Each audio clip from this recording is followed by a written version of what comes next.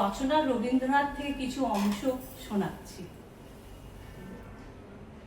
সাবানের ঠান্ডা গন্ধ, অবিরাম জল পড়ার শব্দ, স্নান করতে করতে আমার মায়ের খোলা গলায় নিজের মনে গেয়ে যাওয়া রবীন্দ্রসঙ্গীত।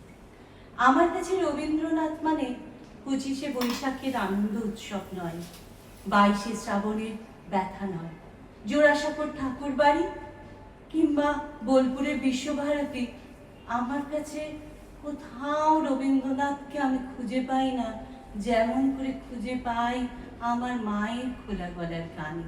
তাও যেমন তেমন যখন তখন নয়, সন্ধ্যের অন্ধকার ঘনিয়ে আসা শেষ বিকেলে মা যখন স্নান ঘরে শুদ্ধ হতে যায় ঠিক তখন। আমার মা কখনো গান শেখেনি। কেন শেখেনি? এত সুন্দর গলা, এত সুন্দর গান। মা বলে রবি ঠাকুরের গান তো তানের নয়, প্রাণের, তাই এত সুন্দর। বাবা বলে শেখার দরকার কি, মার পরিবেশ থেকে পাওয়া শিক্ষাই মাকে গান শিখিয়ে দিয়েছে। তাই আমার কাছে রবীন্দ্রনাথ বড্ড প্রিয়। অবাক হয়ে দেখি মা জানলা দিয়ে চুপ করে আমার গান শুনছে। মা বলছে, এই বর্ষায় তোমার বর্ষার গান মনে এলো না? অনেক হয়েছে, এবার ঘরে এসো।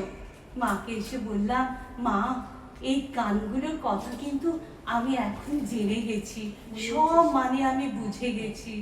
তাই আমার মায়ের স্নানের সঙ্গে রবীন্দ্রনাথ, আমি তাকে এইভাবেই পাই, বছরের বছর, প্রতি বছর, বারবার। নমস্কার। বাহ বাহ।